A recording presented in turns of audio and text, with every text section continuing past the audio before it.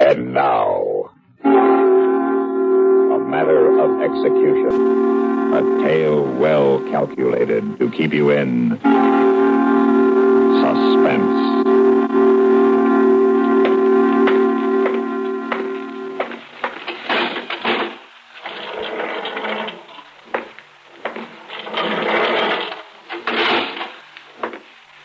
Burton. I swear, Warden, I thought you'd never get here. Burton, your lawyer just phoned from the governor's mansion. All right, he phoned. What did he say? I'm sorry, Burton. So I've lost. Really lost. 3 hours, I'm going to die. I'm going to die for a crime I never committed. Burton, please. I'm afraid, Warden. Warden, I'm so afraid. I've been living this nightmare for a year. The accusation, the arrest, the trial, the conviction. I couldn't believe any of it was happening. I kept telling myself that sooner or later they'd find out the truth. Burton, believe me. First I was confused, then I was horrified. Then I think I was numb. Then I was hopeful. I told myself that such a mistake couldn't happen. You understand? I had to tell myself that. So I was hopeful. And now, Warden, I'm just plain scared. Warden, I'm scared.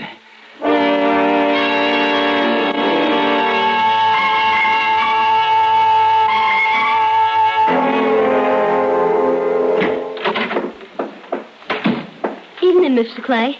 Evening, Bobby. What can I do for you? Quart of ice cream, Mr. Clay. Next. I know. Vanilla for your mother, chocolate for your father, and, Strawberry for me. Yeah, right. See, I remember. And charge it to your mother's account? Yes, sir. It's warm this evening. You mind opening the front door, Bobby? A little fresh air be nice right now. Sure, Mr. Clay. Air smells nice, Mr. Clay. It does at that. A sprinkler just came through this street and wet it down. Yeah, now just let me enter the charge, Bobby. Yeah, there. And here's your quart of mixed. No, stay where you are, Bobby. I'll bring it to you. Just as soon feel the fresh air on my face. Here you are. Thanks, Mr. Clay. You're welcome. Street looks pretty, doesn't it? All wet and shiny. Mr. Clay, look at that car. It's sledding all over the street. It's out of control. It's heading right for the lamppost. Mr. Clay, look. The man lying there in the street. The driver. He was thrown right out of the car. Come on. Look, Mr. Clay. He's so still.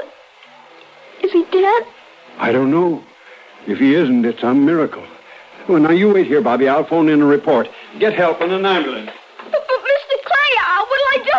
There's no one else here. I don't know what...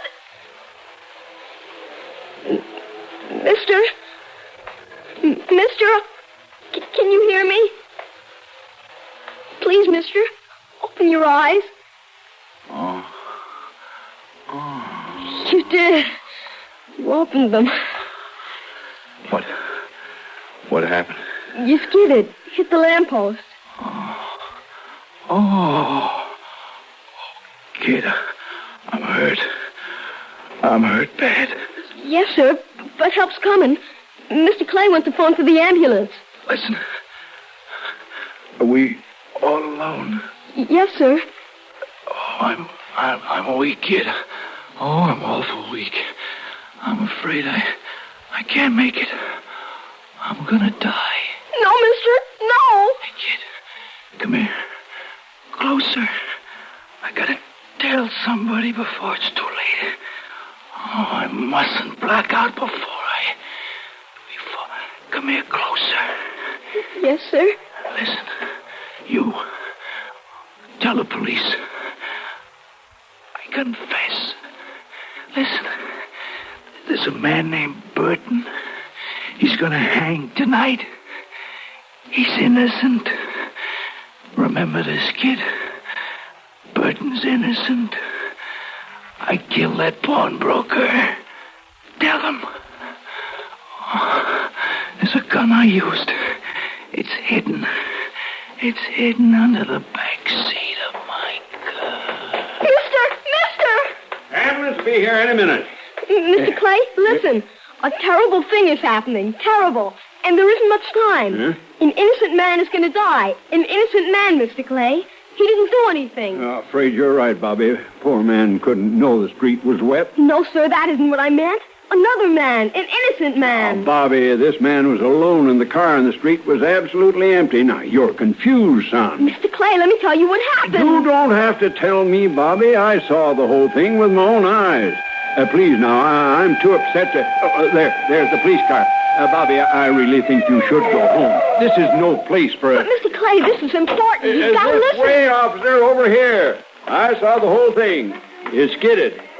Yeah, dear, terrible thing, officer. Terrible. Yeah, I see what you mean. Anyone else hurt? Nobody else involved. Driving alone. He hit the wet street, you see. He skidded and crashed right into that... Officer, I got to tell you something. A man's going to die for nothing. All right, He take it didn't do easy, son. We'll do all we can for him. All right, everybody. Everybody stand way back, please. Make plenty of room. You too, Sonny. But I got to tell you something. You got to listen. Not now, Sonny. Step way back, kid. In fact, go home. All right, clear the way. Let that ambulance through. You, kid, I said go home. Right here, Doc. Right here. Thrown right out of the car when he hit the lamppost. All right, Mr. Clay, you want to give me the details? Of course. All took just a couple of seconds. I was standing right there in the doorway of my store. And all of a sudden, this car turns in from Maple Street, going a little fast, maybe. Please, Mr. Clay, let me tell the officer what I know. How I fast gotta would you tell say, him the Mr. time. Clay? Oh, 40, 45, maybe. The minute I saw him start into the skid, I said to myself... Honest, if the man doesn't wake up, nobody will You're know. sure, He Mr. got- Clay, there was no other car on the street? Positive. Officer, Mr. Clay. Unconscious when you got to him, I guess. Out cold. I thought he was dead. Close to dead right now. Well, I guess that's about it. Officer. All right. Get back, everybody. Make room. Let the ambulance get out. Hey, call in and tell them to hurry that tow car. Please, listen. I got to tell you something before it's too late. Son, I told you we're busy. Haven't got time for kids now. Be a good boy. Go home.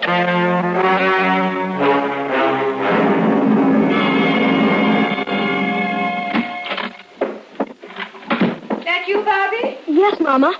Mama, I got to tell you something. You certainly do, like why you're so late. You know how long you've been? I was just beginning to worry. Yes, Mama, but I couldn't help it this time. Listen, Mama, something happened. You while realize it's almost 8 o'clock? Yes, Mama, that's just it. It'll be too late. Bobby, the ice cream is leaking right through the carton. Oh, Bobby, for goodness sakes, here, give me that. Yes, Mama, but please, let me tell you what happened. You don't know what Ice cream's all melting. I'll have to get it into the freezer. Really, Bobby, sometimes. Mama, there was an accident. Accident? You're hurt. Darling, what happened to you? Nothing, Mama. The accident didn't happen to me. To someone else. A man. It's what I was trying to tell you. Bobby, really, you scared the wits out of me. I'm sorry, but you gotta let me tell you this. You gotta. Now, it's important. I guess if you don't tell this wonderful story, you'll burst. And we don't want that, do we? Well, what is it you're trying to say? Gee, I thought I'd never get to tell you. You see, there's a man. He's not bad. He didn't do what they think he did. The other man... Now, wait a minute, darling. Slow down. What man are you talking about? Why was he bad? He wasn't bad. That's just it. He didn't kill anybody. They just think he did. It was the other man. Oh, just a minute, darling. That must be your Aunt Louise. I've been expecting her call. Excuse me. Hello. Mama, please. You said you'd listen. Louise? Yes, well, did you look it up? Mama, let me tell it to you from the beginning. Then maybe you'll understand. Just a second, Louise. Bobby, dear, don't interrupt Mother when she's on the phone. Hello, Louise.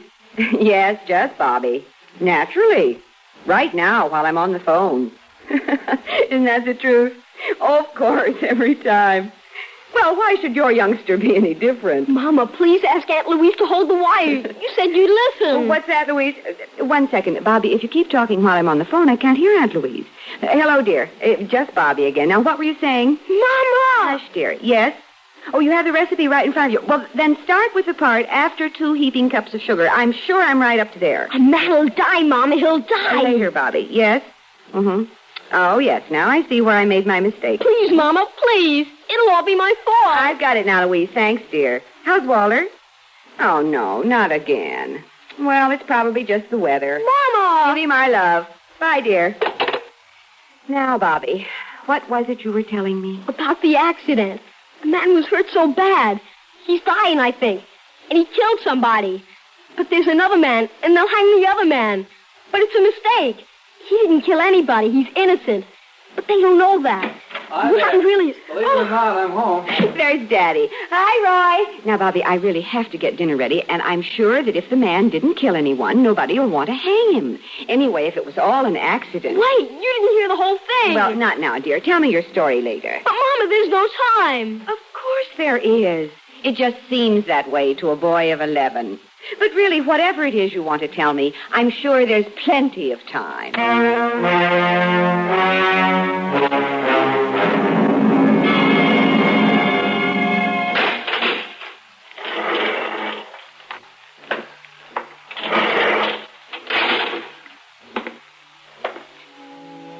Burton.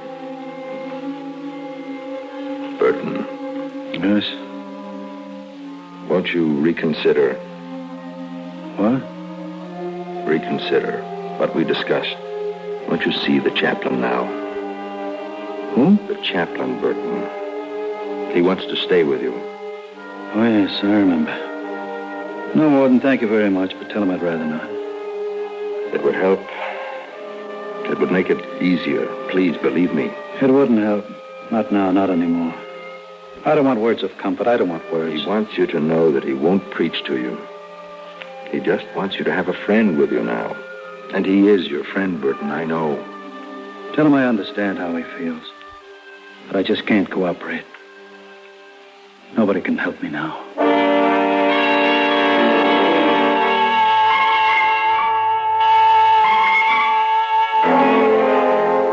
Well, son, no hello for your dad? Hello, Daddy. Daddy, I gotta tell you something. Can I? Of course you can. Just give me a chance to wash up. Hey, you could stand to wash yourself. Come on upstairs. And you listen? Sure.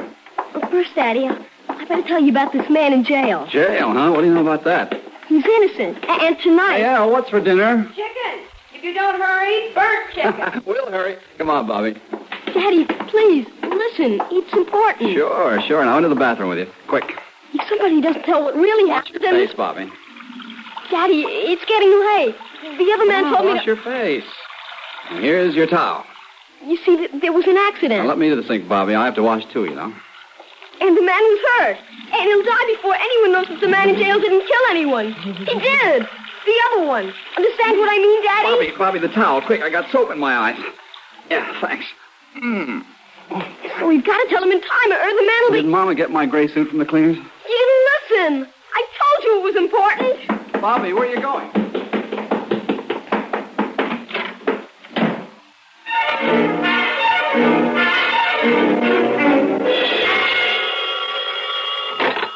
Police Department, First Precinct, Front Desk, Officer Moody.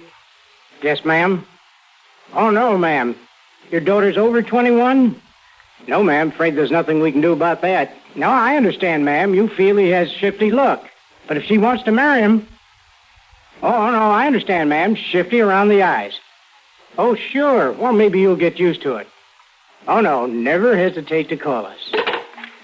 Oh, brother. Oh, officer? Now a kid. Oh, this is my day. Officer, I got to tell you something. You got to listen. Officer, you're the same one. The one at the accident on Laurel Avenue. Huh? Oh, yeah, the kid. Yeah. Oh, you haunting me. You wouldn't listen before. Please, you got to listen now. They're hanging Burton tonight, and he's innocent. Lieutenant Bayer, big flash for you. Yes? This little boy feels you were wrong on the Burton case. Says he's innocent. Very funny. Lieutenant Bayer made the Burton arrest, kid. Then I got to tell him. Look, kid, give us a chance to do our job. Arrest people who did something bad. Now, go on home now. How do you like that? 6 crackpots in here today, convinced Burton is innocent. Same 6 we get every time on the day of an execution. But a kid is a new experience. It's that kid. He threw a stone through the window. Get him back in here. I did it. You can arrest me. And then will you listen to me? Of all the... Do you realize what you just did? You don't look like the kind of boy who does a thing like that. What's the idea? Well, I had to make you listen. Yes, I guess you did. All right, I'll listen. But this better be good.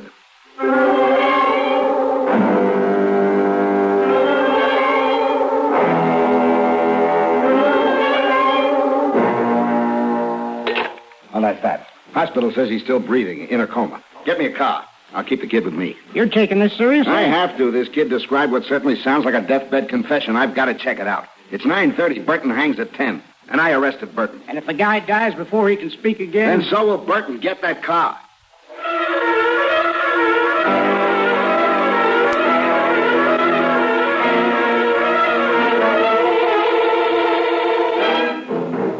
He's still unconscious, isn't he?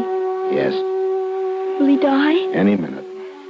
Can he wake up for a little? You see what the doctor and nurse are doing. They're trying. But he already told me, and I told you. Look, you're sure you told me everything he said, that he knew he was dying, that he confessed, that he killed the pawnbroker, that Burton is innocent. Is that everything? Yes, sir. That's everything.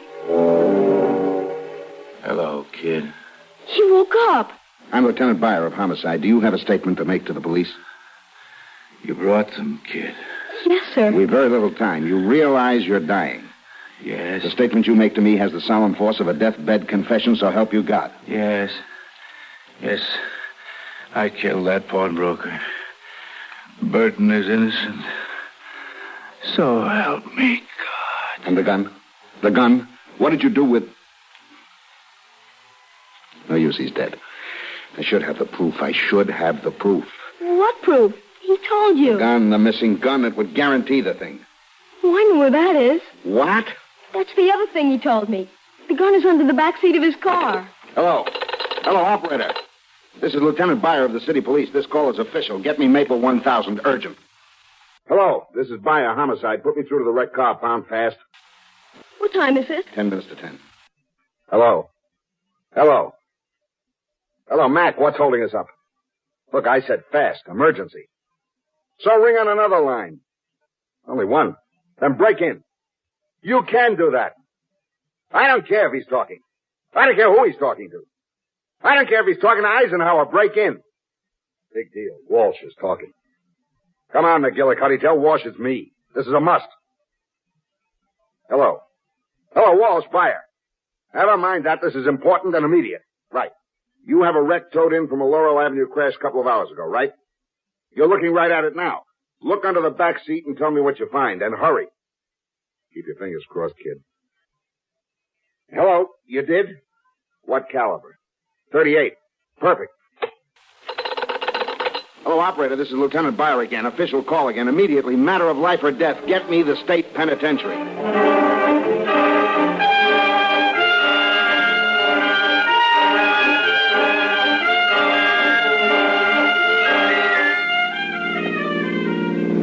Bobby, for the third time, will you forget about the window? I told you, the window is on me. Thanks. Forget it, you're the department's guest. And stop thanking me for driving you home. A detective your age can't be walking alone at night. Yes, sir. You know, for a boy of 11, you did quite a job tonight. You saved a man's life. You heard me talk to the warden. You won, with 6 minutes to spare. It was pretty wonderful. So why do you still look worried? Because I never stayed out so late before. And I ran out of the house without dinner. What'll my mother and father say? Well, I wouldn't be a bit surprised if they were very proud when you tell them the whole story. But when I tell them, will they listen?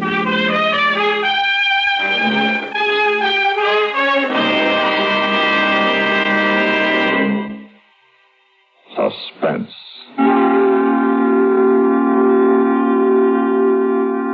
You have been listening to A Matter of Execution, written for Suspense by Harold Huber.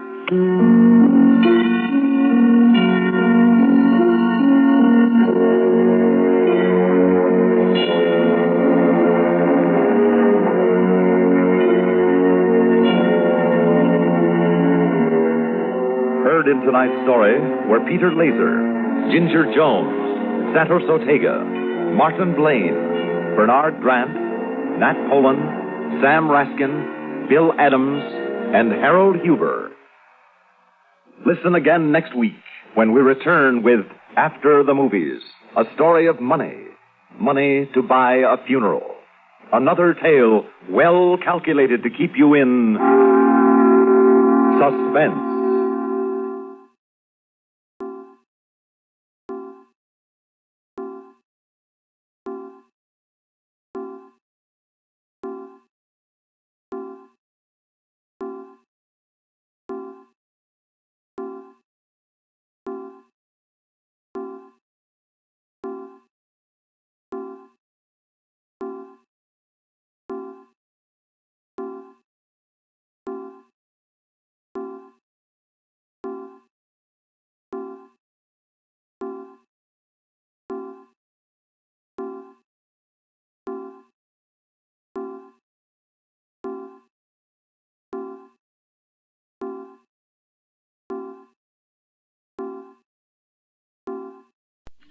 Radio 59, Albany, New York. WROW, the Tri-City's #1 station for news. And now, another tale well calculated to keep you in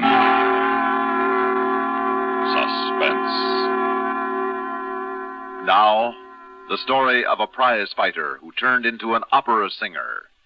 Talk About Caruso by Milton Geiger.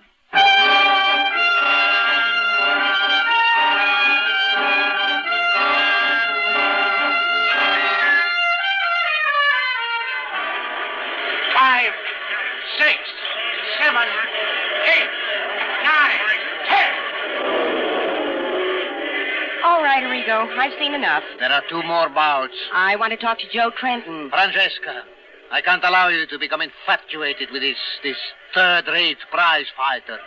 Remember who you are. I tell you, he has talent. The man has a voice. A glass jaw does not necessarily imply a crystal voice. Well, I must talk to him. Now, in his dressing room.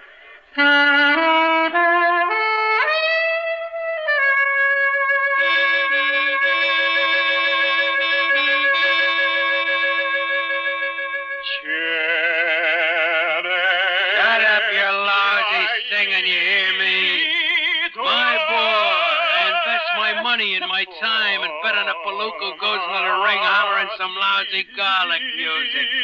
Shut up, you lousy music! I'm talking to you! Me, Harry Galt! I sing because I like to sing and because it's good box office. You notice the women at the ringside? Classy babes, and they're there to see me, Joe Trenton, the singing slugger. And my looks don't hurt either. Maybe that's why you dive so early, to save your looks. All right, Caruso, you're finished with me. That's okay with me, Galt. I'll get me another manager. I got a contract with you. Says I own 50% of you. And you don't fight for me, but you don't fight for anybody else, see? Now, wait a minute, Galt. Sing that one to the ringside. Galt, I gotta live. The last thing in the world I'm interested in, Joe. So look out. So long, Caruso. Oh, I'm sorry. He's all yours, lady. May I come in, Mr. Trenton? Sure. Come in. Close the door. It's a draft in the dressing room. I'm Francesca Lombard. I'm a singer. Francesca Lombard, the City Opera. Sure. I saw the fight, Mr. Trenton. Ah, you saw me on my worst night. I've seen you on other nights. Oh? Have you ever considered singing as a career? Well, not seriously. No, you have a pleasant voice. It's untrained, and I don't think it'll ever be really good. Gee, everybody's so nice to me tonight. Oh, you've had some interesting publicity already. I think that with more publicity on a different level, your looks, my influence and connections, I think something interesting could be done. You're kidding. Are you interested? Am I interested? Then I want you to meet Arrigo Carrera, general manager of the opera, and my dear friend, Joe.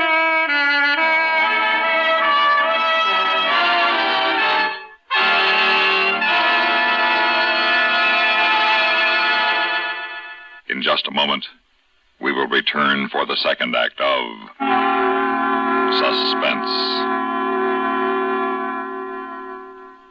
Munch, munch, munch a bunch of Fritos, corn chips. It's not polite to smack your lips, but you can't help it with Fritos, corn chips. Munch, munch, munch a bunch of Fritos, corn chips. Fritos are the perfect after-school or between-meal snack. Golden chips of corn just made to munch. A nutritious treat for children and grown-ups alike. Fritos corn chips are full of such good, crisp flavor, such good-for-you nourishment, there's contentment in every munch. Munch, munch, munch a bunch of Fritos, corn chips. Whenever you want good munching, get Fritos corn chips. Whenever you want to add zip to a lunchbox, to salads, soup, or sandwiches, serve Fritos corn chips. They're America's favorite, Fritos corn chips. Munch, munch, munch a bunch of Fritos, corn chips.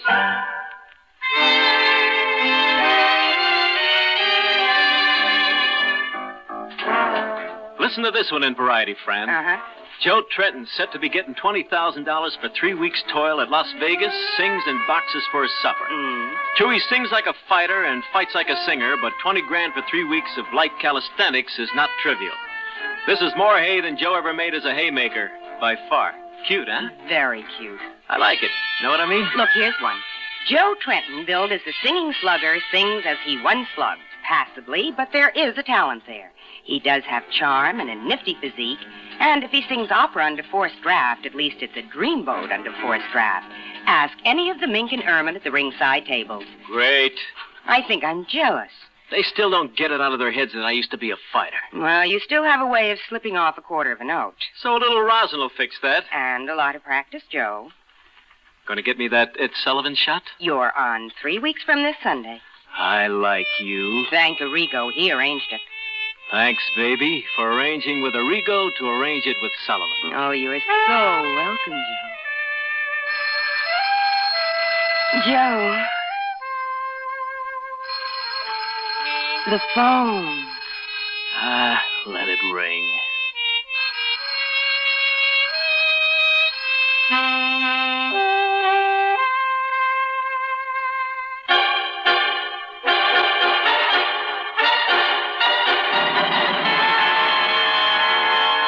Look, Arrigo, I'm big box office every place else. It's time I was box office at the opera. You are insane. Oh, stop, both of you. Look, I can act good enough. I can sing. Just barely. So I'll barely sing.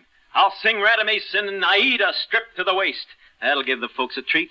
You know I'm not one of these blubbery tenors. You know what I mean. Francesca, what do you want me to do? Oh, please, Arrigo. I'll see what can be done. We'll answer the door for you, Joe. Come, Francesca. Build it big, Arrigo. The likable image of a young singer of humble beginnings and all. I'm looking for Joe Trenton. He's here. Who is it? A baritone. Good day, sir. Who? Hey, Joe. Harry Gault, remember? Harry Gault. How are you? How are Eddie and Larry? How's Mart? Eddie and Larry are fine. Marty's not so good. He's dead. But you're doing fine, Joe. TV, Vegas, records, huh? I recommend every palooka should study music. Well, I don't want to keep you from your practice and so forth, so we'll just sit down and settle up our accounts, huh, Joe? Accounts? 50% of Joe Trenton. That's what the contract says. Remember? Wait a minute, Gault. I'm not a fighter now. I'm a singer. Oh, yeah. Look at your contract, singer. It says the syndicate, meaning me, Harry Gault, owns 50% of every buck you earn, no matter how. You fight, or peddle shoelaces, or sing loud Italian songs, it's all the same. I get my 50% ironclad. You're a liar. Read the contract, bum. Don't call me a bum. $100,000, Joe. I figure that ought to about cover what you owe me for the first year, give or take a buck. Get out of here. You're talking to Harry Gault, bum. Don't call me that. Bum. I warned you. I warned you, Gault. Get up. Sure. And now I'll tell you, Joe. You made a big mistake belting Harry Gault. You couldn't buy back that belt you gave me for no amount of money now. Out! So long, singer.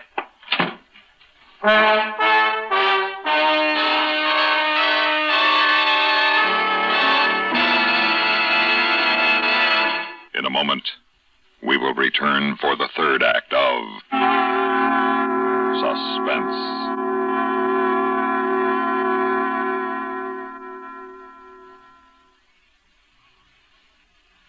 Welcome, recording star Mel Torme. It's terrible trying to sing with a bad cold. So I always take 4-way cold tablets to relieve cold miseries fast. Good idea. Tests of all the leading cold tablets proved 4-way fastest acting. 4-way starts in minutes to relieve muscular pains, headache, reduce fever, calm upset stomach, also overcomes irregularity. When you catch cold, try my way. Take 4-way cold tablets. The fast way to relieve cold distress and feel better quickly. 4-way, only 29 cents. Our program will continue in a moment after a word about another fine product of Grove Laboratories. To get rid of embarrassing dandruff in 3 minutes, change to Fitch Dandruff Remover Shampoo. 3 minutes with Fitch regularly is guaranteed to keep unsightly dandruff away forever. Apply Fitch before wetting hair, rub in 1 minute. Add water, lather 1 minute, then rinse 1 minute. Every trace of dandruff goes down the drain. 3 minutes with Fitch and embarrassing dandruff's gone. At the same time, Fitch can brighten hair up to 35%. Get Fitch Dandruff Remover Shampoo today.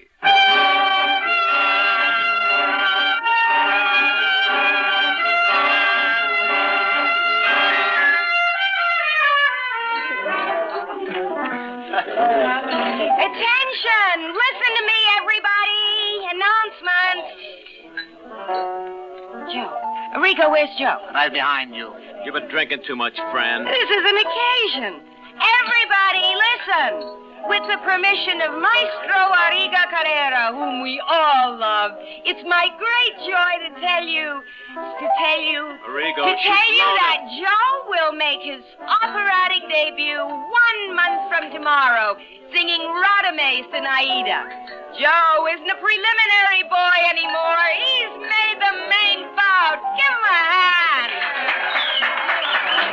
Did she have to get it in that I was a prelim bum once? Shut up and drink to yourself. She's drunk. Whose fault is that? Joe, aren't you going to sing something? I get paid for singing. Well, it's customary after such announcement. Now, with me it isn't. Joe, instead, is going to match that other great tenor, Enrico Caruso, and shatter a wine glass with one mighty note. Aren't you, Joe? What? Oh, no, Arrigo. Why not, darling? Anything that Caruso did, Joe can do better. Maybe I can. Oh, it's just a legend, Joe. Nobody's proved it. On the other hand, they do say that Yasha Heifetz could shake down the Empire State Building by playing just the right note on his violin. Only Heifetz would prefer to shake down the Chrysler Building. Know what I mean, huh? Fritz, Chrysler, his rival fiddler, huh?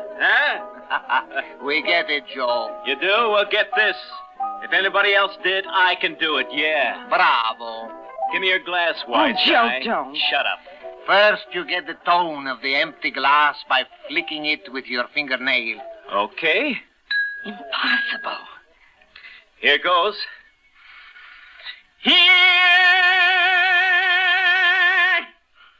If at first you don't succeed... It's impossible. Again, Joe? Until it breaks. Or a blood vessel does. Here! Oh, well. All right, let me catch my breath, that's all. Rigo, why did you? He might learn the lesson of humility from it. Here's my champagne glass. Scratch it with your diamond ring. Scratch the glass and spoil the lesson. Do as I tell you if you love me. Very well. But I wish I had begun my career as a third-rate prize fighter. Joe, you'll ruin your voice. Now I want you to stop. Give me the glass. When I've broken it. Look out! Oh, I'm sorry. All right, plenty of glasses. Glass Look, here. take mine since you insist. For luck. All right, luck. Here goes. Here!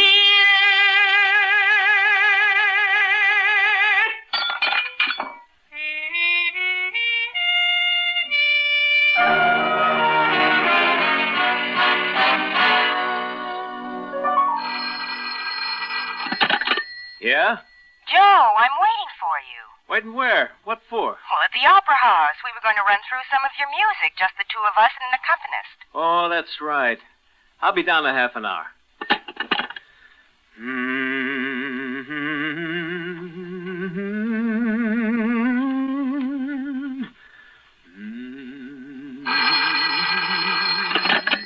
Look, all right, I told you. I'll be down at your crummy Opera House in a half an hour. You didn't tell me, bum. Galt? The bill collector, Joe. I already told you, Galt. I made some money, yeah, but Uncle Sam... Hello, Galt. Hello. Dumb. He's dumb.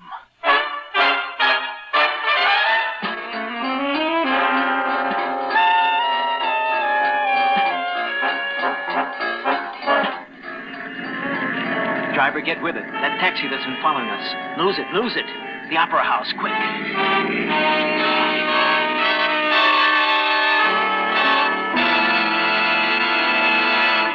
just a moment, we will return for the concluding act of Suspense.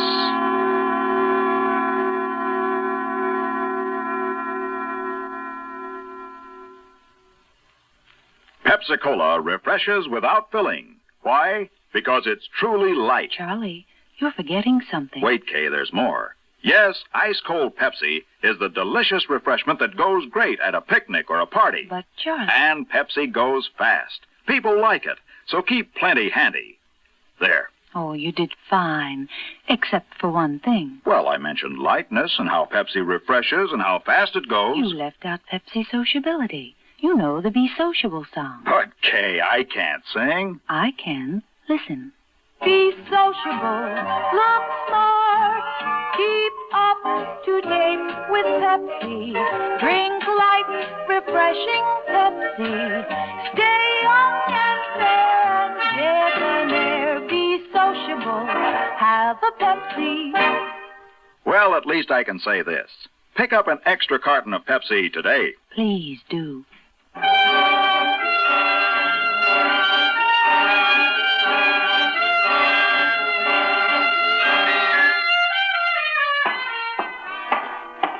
Joe, what kept you so long? I got held up in traffic. You're out of breath. Is anything the matter? I had to get out and walk. This crosstown traffic is hopeless. Well, I thought we might run through some of our numbers. Who's that? Who's that out in the audience? They said they were friends of yours. Friends? You out there. That you, Galt? Present, bum. How'd you get in here? You and all your pals. How'd you get past the doorman? Persuasion, Joe. We persuaded them. Fran, get to a phone. Call the police. Why? I don't understand. He's been following me. They're going to kill me. Joe. Hurry. You going someplace, singing lady? I thought you were smart, Galt. This time next week I'll be in big money, but big. I'm just about out of hock with Uncle Sam now. There'll be plenty of loot now for both of us, Galt. Sure.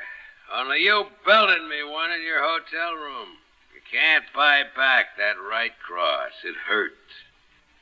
Make it go away, Joey. You hear me, Joe? Sing. Look, Harry. Joe, the backstage phone is dead.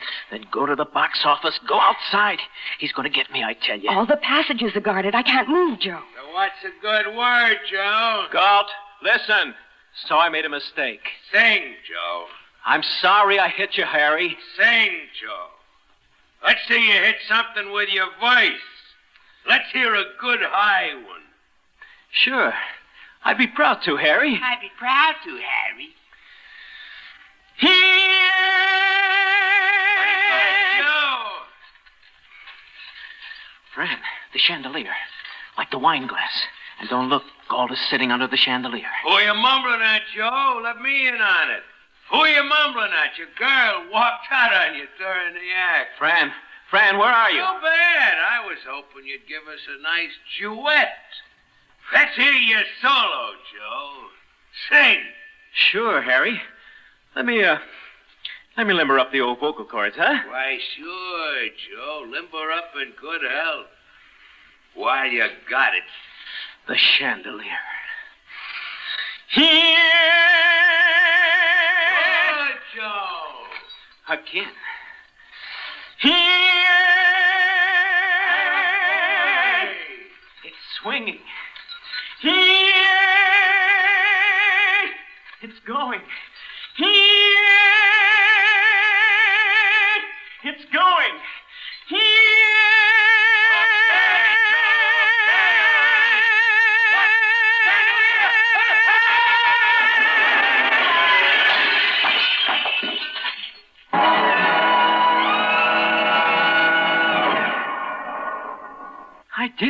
I did it. It worked. I did it. I sang down the chandelier. Fran, where are you? I did it. Talk about Caruso. Did you see those bums clear out of here? Fran, where the devil? Oh, Joe. Where were you? You went and missed it all. Galt's gone. He's dead. He's a goner. Fran, it worked. I killed... You're supposed to be my girl. Where were you? The biggest moment of my life, and they'll be talking about this when I'm dead and gone. Talk about Caruso. What do you mean? You killed him? I was in the loft. Loft? The attic, I guess you'll call it. Working the winch. Winch? Winch? That raises and lowers the chandelier for cleaning. I thought if I worked the winch back and forth, if I got the chandelier to swing it might break its cable and... You're a liar. I killed him. I had to, Joe. For you. You're a liar. Liar, liar, liar, liar, liar! You're insane. I did it, me, Joe Trenton. I stood right here and belted it out. I sang it out. I sang down that chandelier. Listen to this. You're mad. Fran, I can't raise my voice. Fran, what's the matter with me? I can't speak. I can't sing. No, Joe. But then you never could. Well, somebody ought to notify the authorities. Fran.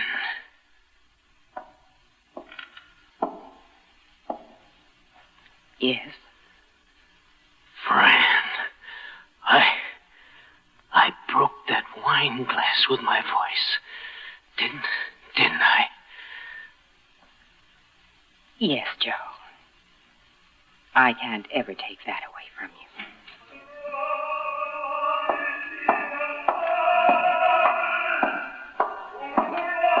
Talk about Caruso.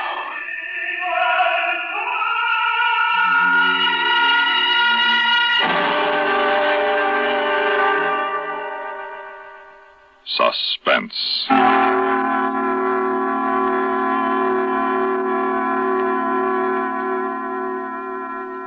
You've been listening to Talk About Caruso, written for Suspense by Milton Geiger.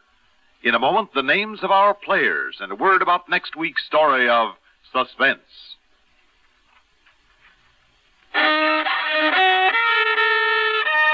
Are you out of tune due to irregularity?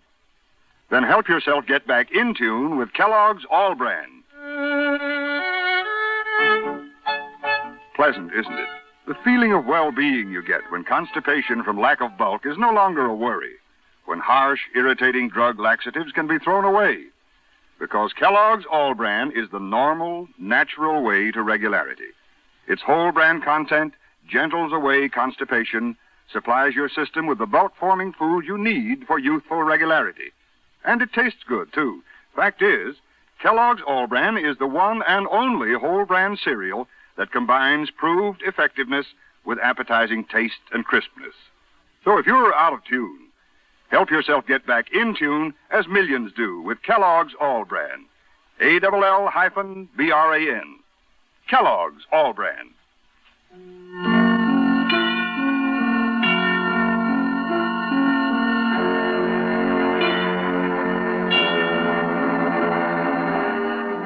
Heard in tonight's story were Stuart Foster as Joe Trenton, Arlene Walker as Francesca, Robert Dryden as Arrigo, and Mason Adams as Galt. Listen again next week when we return with A Coffin for Mr. Cash by Robert Arthur, another tale well calculated to keep you in suspense.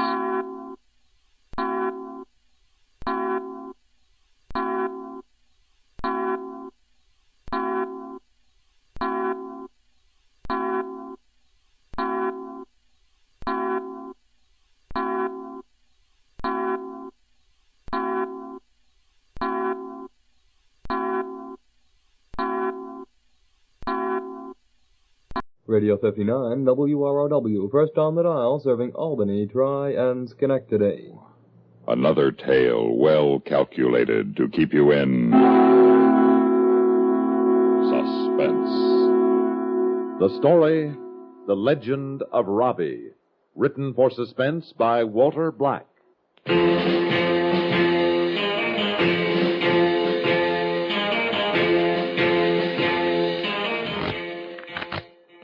Hey, George, good and natty.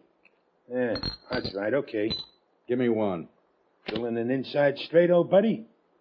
Robbie? I'll play these. Uh-oh.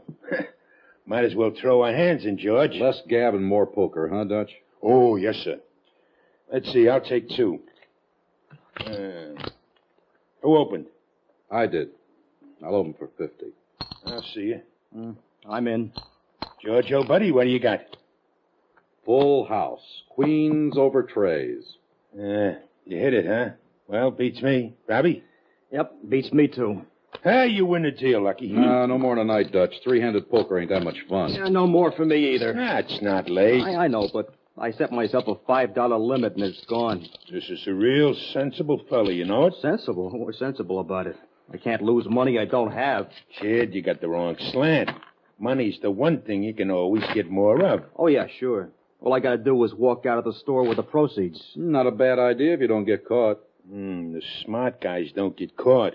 Are you kidding? You can pick up a paper any day in the week and read about the ones they get nabbed. But how about all the ones you never read about? The ones they don't nab. Plenty more get away with it than ever get caught. Says who? Statistics, that's who. It's too late for an argument. Especially when I'll get one at home anyway. Good night, boys. Game on for next week, Dutch? Well, as long as my landlady don't complain. Well, I better be going to... Stick around, have a beer. No, I don't think so, thanks. You don't mind if I have one, do you? You know, kid, it's not a bad idea you got. Idea? What idea? The one about walking out with the take from your supermarket. I was only joking. So? It's still a good idea. A little planning is all it'd take. How much is the market doing a good day?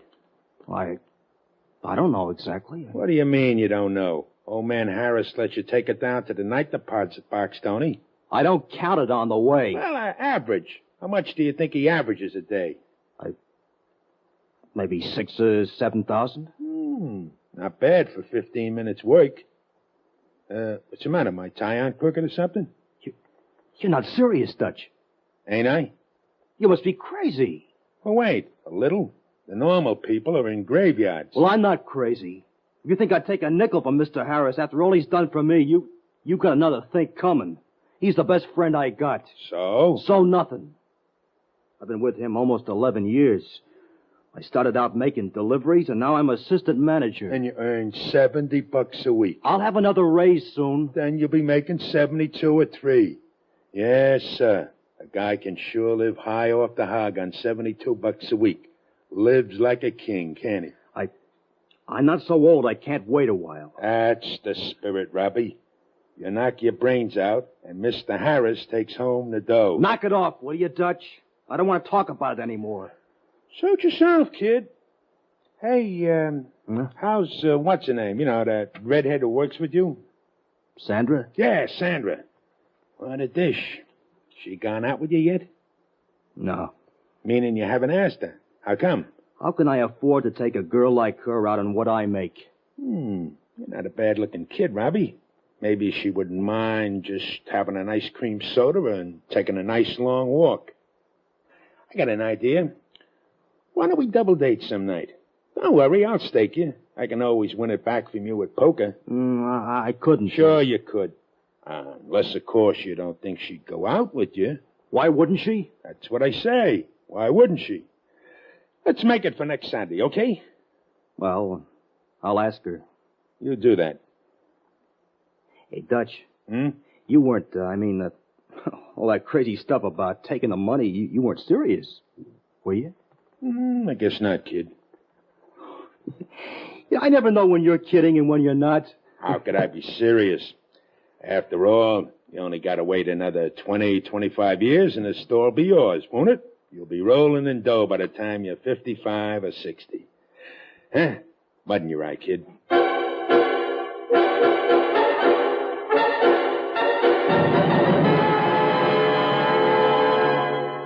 This is Bing Crosby. I'm sure you've seen and heard this slogan. Home is where the hurt is, where multiple sclerosis hits. I'd like to talk to you for a moment about those homes that are hit by MS and closely related diseases.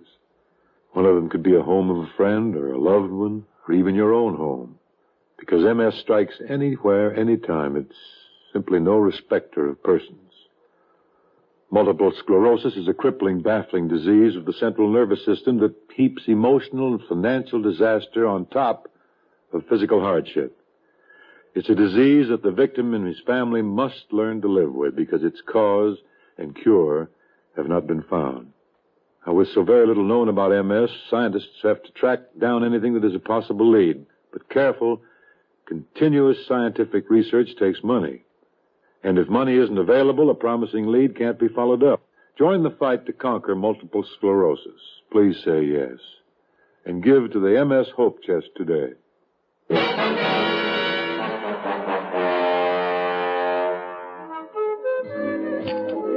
You know something, Robbie? I've had 2 drinks and I'm feeling no pain. And when I'm feeling no pain, I like to say what I think. And you know what I think, Robbie? I think you're cute. I think you're beautiful. Did you hear that, Dutch? I'm beautiful. Hey, you telling me or asking me? Am I really, Robbie? Most beautiful girl I ever saw. Oh, if we was alone in this booth, I could thank you in the right way. Just because I got stood up is no reason to make me feel unwelcome. Go ahead and kiss her, Robbie. Can't you see she's dying for you, too? Oh, shut up, will you? He's blushing. I'm not. It's just hot in here. You can say that again. Shut up, I said. Oh, is that a nice way to talk to the man who's paying for your drinks? Oh, how come, Dutch? Oh, Robbie's a little short this month, ain't you, kid? What of it? Gee, I thought, being assistant manager and all, I thought you made out real good. Oh, he does, and he's got a future, too. That's what Mr. Harris told him, ain't it, kid? Harris, that old windbag. He likes to pay you off in kind words instead of money. A real phony. I thought you liked Mr. Harris. I like money. I like good times and cute fellas. I like having fun. It all takes money. Beautiful and brainy. Why don't we ask Sandra what she thinks of the idea, Robbie? You mean? Sure, why not? But you said you weren't serious. So they send you to jail for talking? How'd you like a month in Florida, honey, or Bermuda, or maybe even Europe? How'd I like the moon, why don't you ask? Oh, this is closer. It's all up to Robbie, too. All he's got to do is walk out some night with the day's proceeds, and some mean old bad guy knocks him on the head in the dark alley, and that's it. Robbie has a bump on his head for a couple of days. So what? And who loses? Harris is insured, ain't he? Shut up, Dutch. Look, I'm sorry, Sandra. I didn't know he'd start all that crazy talk again. What's so crazy about it? Don't look so shocked, sweetie. You heard what Dutch said. Harris is insured. What's so wrong with us having a little money before we're too old to enjoy it?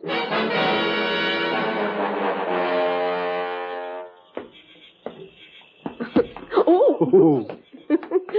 I'd have fallen if it hadn't been for holding on to you. Put your arm around me, sweetie. Oh, you're strong, aren't you? Yeah, I guess I am. I'm sure glad Dutch went on by himself. I thought we'd never be alone. You wanted to be alone with me? What do you think, cutie pie? Come here.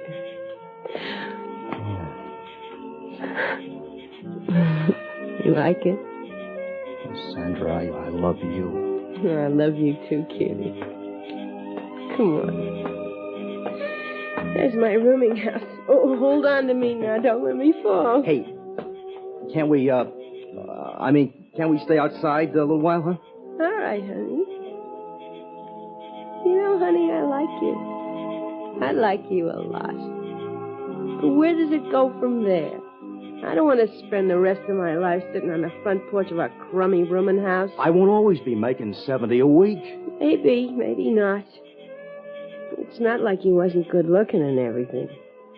But a girl's got to look out for herself, don't she? I can't. I mean, I never stole a nickel in my whole life. I couldn't do it. Especially when Mr. Harris trusts me and depends on me. Sure. Where else could he get somebody to work like you do for the peanut tea patient? Lots of guys don't make any more than I do. I'm not interested in lots of guys, honey. Just in one guy who'll show me a real good time. A little while ago, you said... What'd I say? You love me? Sure, sweetie. I'd go for you. But I can't love you if you don't love me. But I do. Money, Robbie. Not talk. Money. But I just can't. Okay. Where are you going? To bed. You run along home. But when'll I see you again? Bright and early tomorrow morning at crummy Mr. Harris's crummy supermarket. I mean, for a date. Oh, cutie pie. That all depends on you.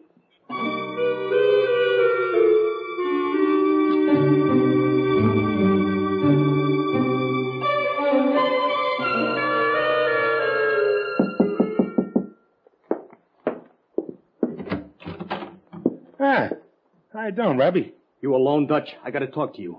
Come on in. But if it's a loan, kid, I'm flat till payday. It's not a loan. And what's on your mind? Oh, by the way, how's that gorgeous redhead? Huh? Oh, she's okay, I guess. You guess? What's the matter? Aren't you dating her? No. Ah, well, what the heck, kid. There's more where she came from.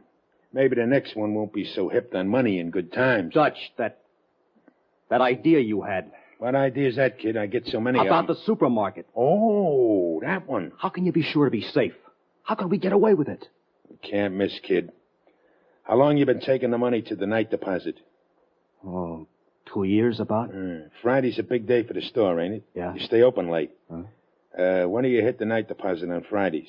10:30, 11:15. Street's pretty deserted? Yeah. How come you ain't never been held up before? I don't know. That's the whole answer in a nutshell. You don't know? Because there ain't any reason. You've just been lucky. Well, what's to say you're going to stay lucky? Any night you could have been mugged, right? Could have been hurt bad, maybe even killed, right? Yeah, I guess. No guess about it. You've just been lucky. Okay, so next Friday you won't be. It's that simple. You're walking alone, minding your own business. I drive up, jump out, give you a tap on the head so it looks good to the cops, grab the bag of money, and take off like a wounded eagle. Later on, we make the split. Nothing to it. Well, the cops, won't they ask me questions? Sure, and you answer them. 2 guys mugged you. You never even saw them. They're going to call you a liar? How can they prove different? You're a solid citizen, good rep. You said yourself Harris trusts you. And don't worry about him. He ain't going to lose. He's insured. How we spend the money? We don't. Not for a nice long time. And we do it real gradual so nobody gets suspicious. That's where most guys get fouled up. They can't wait. Well, we can. Maybe we put it in a couple of banks, let it build up a little interest. Anyways, we can worry about that later. When do you, I know what you mean. This Friday. That soon? You're going to wait till your redhead finds another guy? This Friday. Now, you just go on like you've been doing. Don't do anything different. You leave the rest to me.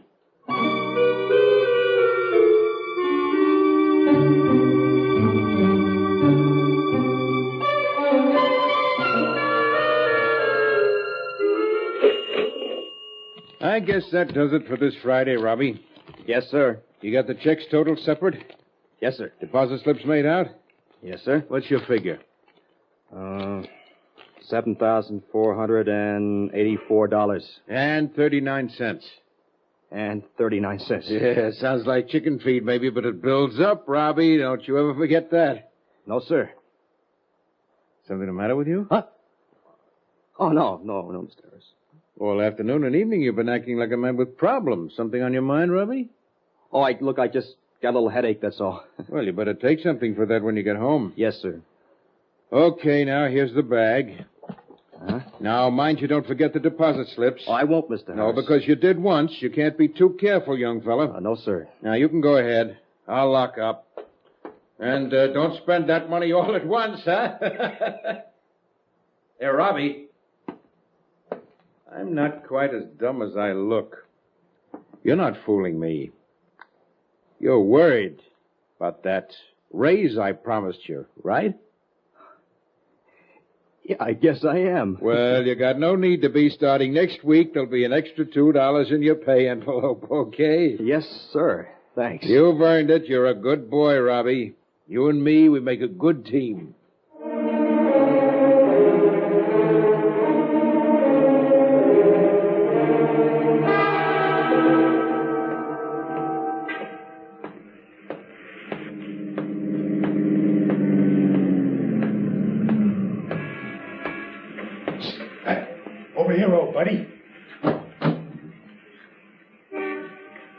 Okay, let's get it over with. Hold it, Dutch. What's the matter? You got the dough? I can't. You ain't backing out now. Look, I'm scared, Dutch. I'm scared. I'm scared I might say something wrong to the police. Do I have to be left here all alone? Can't we do it some other way? This is what I get for working with punks. No, we can't do it some other way. Now, give me the dough. Please, Dutch, take me with you. Now. Please, I'm scared. Let me go with you. All right, punk, in the car. Thanks, Dutch. We'll work something out. Shut up and let's get going.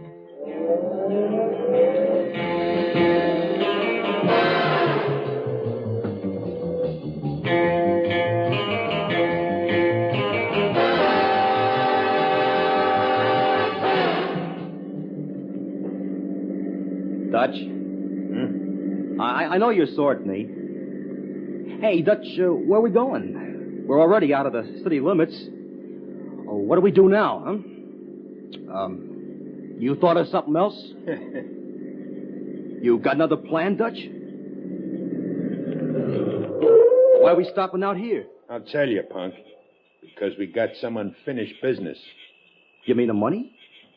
You get half. You don't have to worry. I ain't worried, but half ain't enough. I want it all. But you said... That redhead's expensive, kid. You ought to know that. Sandra? Who else? You didn't really think it was you she wanted, did you? See, this is the way it really is, kid. Sandra and me, we set you up for this. We couldn't have taken a chance on that crazy conscience of yours. In 48 hours, you'd have spilled the whole thing to the cops. So you're going to get mugged all the way. You wouldn't have been able to talk to the cops, not ever. I should have figured on you turning chicken. Well, it ain't too late. I won't drive back and dump you by the bank. This is just as good. We're going to have a little accident. Just a little change in plans. Well, let's make it a big change in plans, Dutch, old buddy, old kid. Huh? Hey. Surprised to see the gun? I bought it at a pawn shop in your name. After all, you're too big for me to handle alone. I need help. Hold it. That's better. Let's get going, old buddy. Where? Straight ahead. I'll tell you where to turn.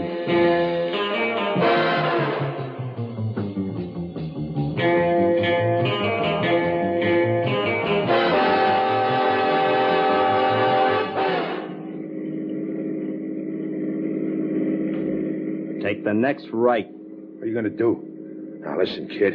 I was just testing you, seeing how you'd stand up under pressure. I wasn't serious. It's all a gag, Sure I know, Dutch. But I am serious. Turn here.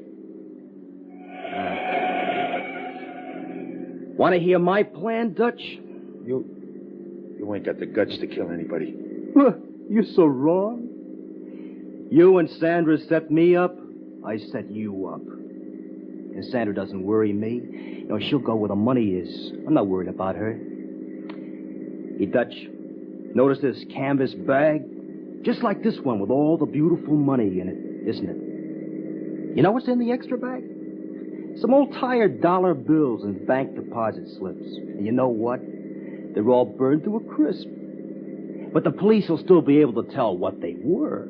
They're very good at that kind of thing. They'll find them when they find you and the car all burned up at the bottom of the cliff. The cliff straight ahead, Dutch. Slow down. Isn't that a wonderful plan, Dutch? I'll be a hero.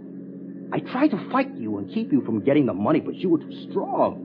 I barely managed to jump out of the car before it went over.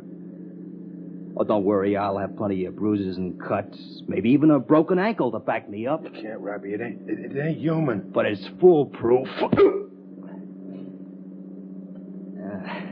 Steering left-handed isn't as easy as I thought. Where's the clip edge? There it is. Okay, now put her in second.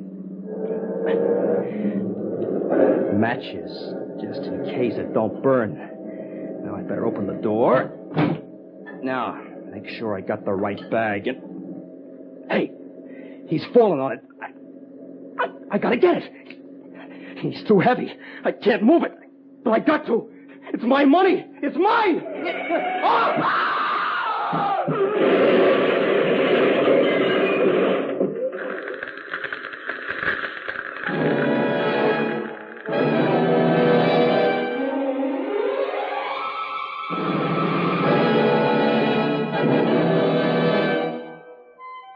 I just can't get over it.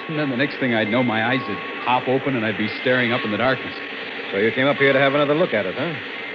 How did you know? Well, I'm afraid buck fever isn't restricted to the young.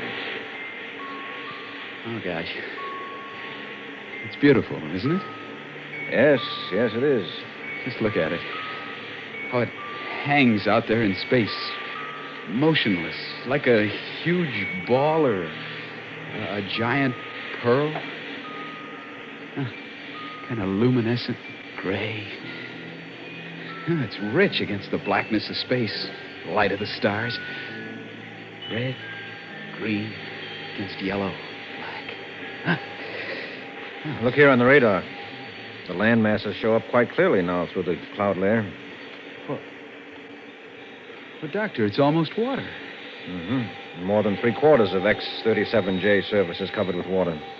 Well, do you think the land will be firm enough to set down on? As dry as the land at home. Attention! At ease. Dr. Siddons, I was just going to send for you. What's up? I don't know. I just got a report from the con that the Van Allen belt for this planet is about 50 times more intense than they anticipated. Oh, well, here, let's see. Yes, I see. The radiation's about 50 times above normal. The ship okay? Oh, yes. Our hull is designed to withstand 100 times that. What do you make of it? Well, I don't know. It's not normal for this large a concentration of radiation to be in the magnetic field around the planet. You mean somebody would have had to put it there? Oh, well, I didn't say that. But it is possible that it was put there to act as a barrier to incoming rocket ships, right? Yes, it is possible. Well, then that means there's life here. No, not necessarily. Of course, we know this planet is capable of supporting life. That's why we're going to explore it. But to jump to the conclusion that it is intelligent life and hostile to our exploration is not only unscientific, it's completely unfounded at this point. But maybe that the intense presence of radiation in the Van Allen belt of this planet might be due to natural causes, ones we hadn't anticipated. But whether there are people down there, such as ourselves, is something we can't possibly say until we've landed. Mm-hmm. Well, I'm going to sensitize the ship's defense system and post orders for the landing party to carry their weapons. Yes, it's a wise precaution. Now, in the meantime, it's 5 hours till touchdown. I suggest you gentlemen get some sleep while you can. I have a feeling you're going to need it once we land.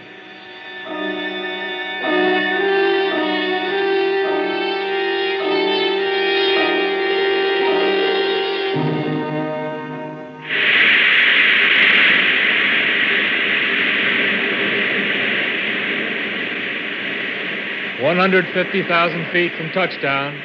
Rate of fall, 0660. Well, so far, so good. 145 from touchdown. Rate of fall. If they had any anti-rocket devices, they would have sent them up by now. We're well into their atmosphere. Yes, unless they're planning some kind of trap, letting us land so they can capture us intact once we're on the ground. If there's anybody down there. We've been monitoring the radio frequency since last night, and there hasn't been a sound.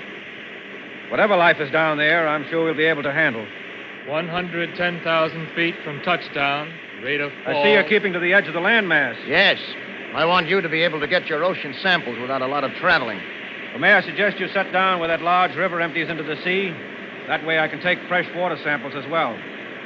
You see there, on that peninsula? You think that's big enough? I make it to be about 2 miles wide. Plenty of room for us. Jenkins, what's the spectrographic reading for that peninsula? Solid mineral. Granite-like composition. It should support us. Well, it's not a peninsula, sir. It's an island. You see, here, how the river cuts around it at the north end, cutting it off from the main body of land? Yes. Well, that makes it all the better. It's small enough, surrounded by water on 4 sides. Makes it easier to defend if there are hostile people down there. 100,000 feet from touchdown. Rate of fall, 0790. Collins, set a course for that island. Aye, aye, sir. Dr. Siddons. Yes? There's something funny about that island. Look, here on the spectrograph. Well, what is it? Well, look how the whole thing shows up gray. Solid rock. Except for this patch of green, the only spot on the whole island. There's nothing unusual about that. It merely indicates vegetation covering the minerals. Grass or trees. Yes, but why this one spot? And why so perfectly oblong? Look, the sides of it are laid out square as a parade ground. Yeah, he's right, you know, Doctor. Nature couldn't lay out anything as geometric as that. It has to be man-made. You don't suppose it's some sort of sacred ground, a place for a religious ceremony? Now, Lieutenant, let's not let superstition run away with our better judgment. But look, Dr. Siddons, the whole island's cross-hatched into squares, and that green patch is the only unmarked place on it. I don't know, sir. Maybe it isn't the best place to land. The island has been definitely marked up by an intelligence of some sort. 80,000 feet from touchdown. Rate of fall. Oh, we're too far down to blast up again. I can't waste the fuel. Captain. Yes? The altimeter is giving me a hodgepodge of readings for that island. The only level place on it is that green patch of ground. Maybe we should try to land on either side of the river on the mainland. Well, that's cross-hatched just as bad as the island is. Now, whatever that patch of ground is, sacred ground or what, we're going to be in the middle of it. Set your sights for the south end of that green, Collins. Man your battle stations, men. We're taking her in.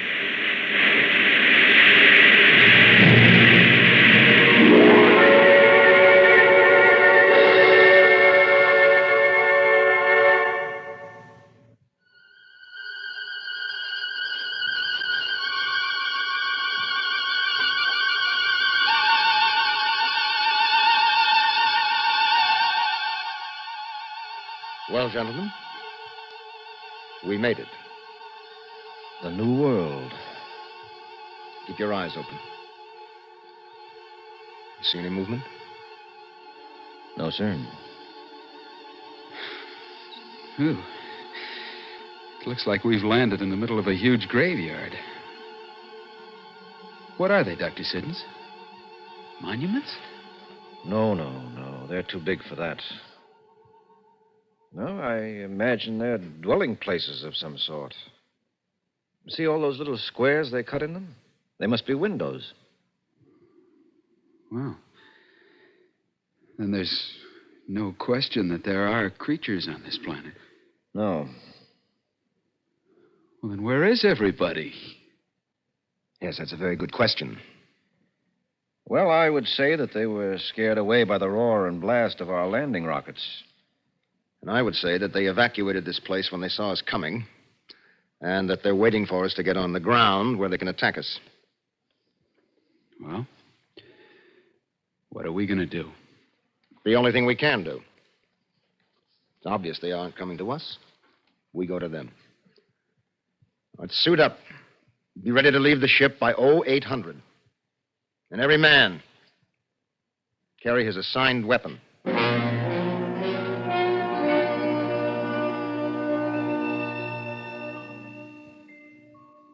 We're on the deck now, Collins. So we're spread out in a defensive perimeter. You are in complete charge of the ship.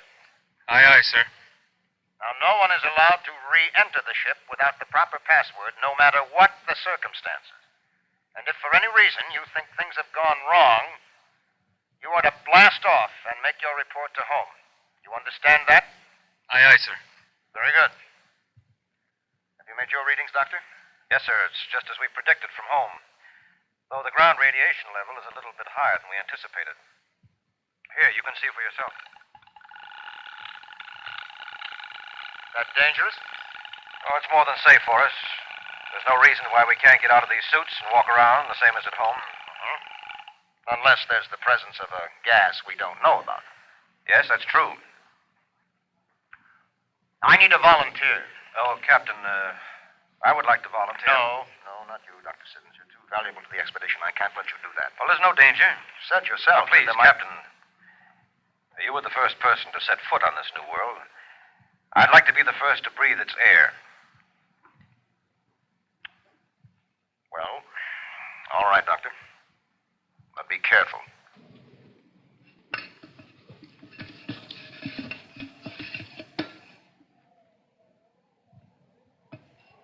Come on in, boys. The water's fine. Hey, you hear that, Collins? We got it made. All right. Knock it off. This is a military reconnaissance, not a picnic.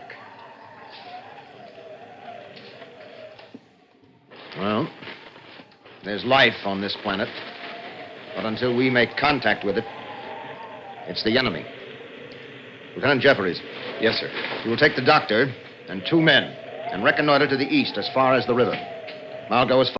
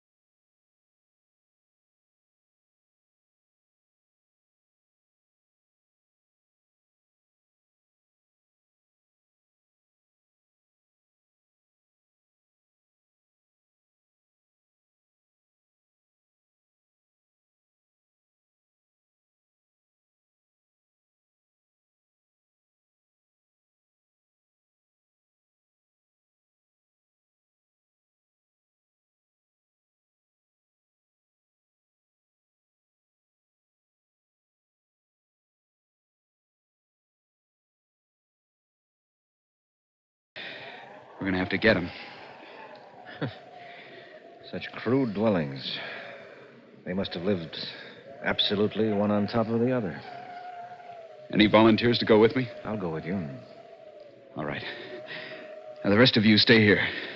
Keep us covered. If anything happens, don't be afraid to shoot into us. Doc, when I give the word, we'll run across the street. And don't stop until we come to that wall. First building, you got it? Yes, right.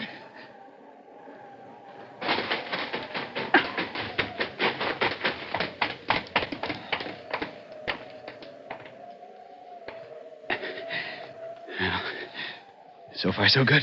Yes. Just above your head. Huh? There's one of the windows, but it's filled with plastic. I'll see if I can break it. No, you can't shatter plastic. What? There's nothing but glass. Old-fashioned glass. Yeah. Hello in there. Anybody home? Move along the wall. Right. There's a doorway up ahead, I think.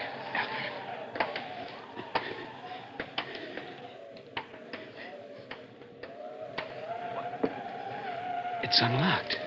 Push it open with your weapon. Carefully. Hello in there. Anybody home? Move in cautiously. And keep your eyes open.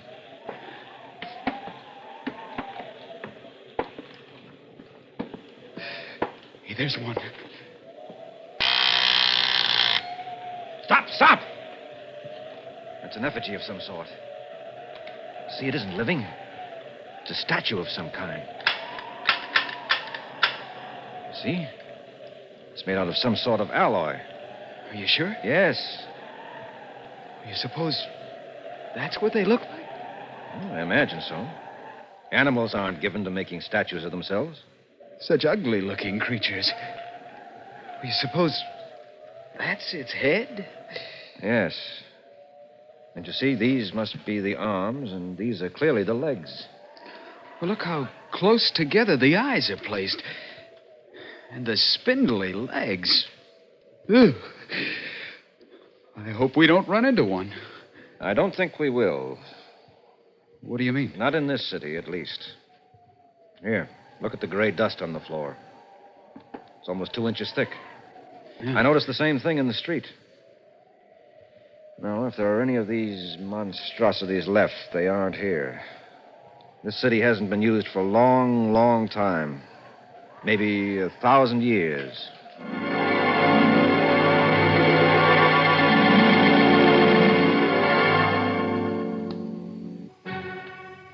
Lieutenant Jeffries reporting, sir. All right, go ahead, Lieutenant. We've completed the 1,000-mile inland reconnaissance as your instruction, sir. And you found? Nothing. No life of any sort. Not a thing? Just miles and miles of twisted, stunted vegetation and a couple more of those huge radioactive burns, such as we found 100 miles south and west of here. Collins, your receivers picked up anything yet? No, sir. We've been monitoring all frequencies every day since we've been here. Not a sound. Nothing but random radio interference from outer space. What about the television satellites we sent up? Well, they've covered the surface of this planet 100 times, sir. Not a sign of movement anywhere. Well, Dr. Siddons, what do you make of it? Well, it would be unethical for me to venture an opinion at this time. Come now, Doctor, come now. You must have some idea. For the past 10 days, you've been doing nothing but nosing around these old ruins. You must have drawn some conclusions. Well, now, this is only my opinion, mind you. We won't know until all the facts are in. But as we know, this planet was at one time inhabited by living creatures much like ourselves, no matter how repulsive they may appear to us. They were biped, carnivores, and possessed a certain amount of intelligence. Well, what happened to them?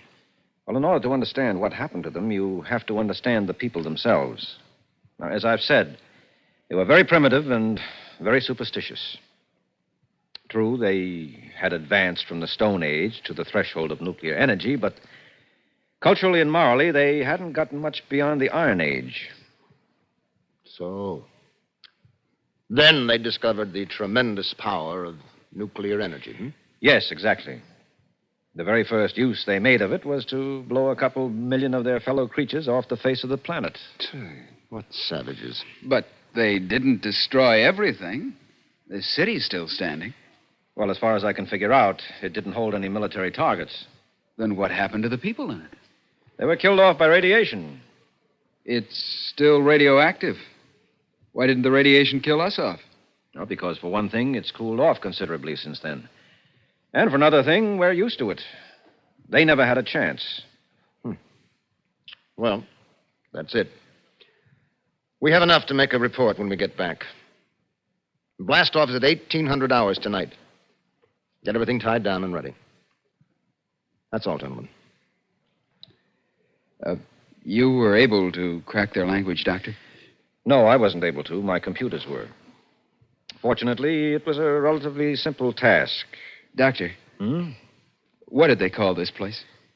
What, you mean the planet? The civilization? No. I mean this island, this city, or whatever it was. Oh, well, of course it was a proper name, so it's meaningless to us. But I can reproduce the sounds as they made them. They called this place New York.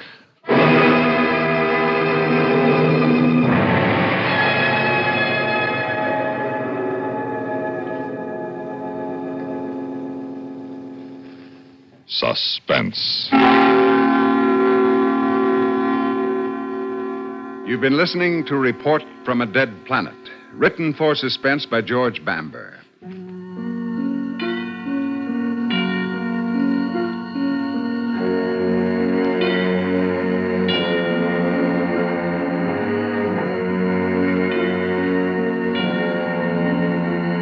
Heard in tonight's story were Bill Mason as Lieutenant Jeffries, Les Damon as Dr. Siddons, John Larkin as the captain, and Phil Meader as Collins. Listen again next week when we return with Memorial Bridge by William N. Robeson. Another tale well calculated to keep you in suspense. The Kingston Trio next, followed by the latest CBS News and Have Gun Will Travel on CBS Radio.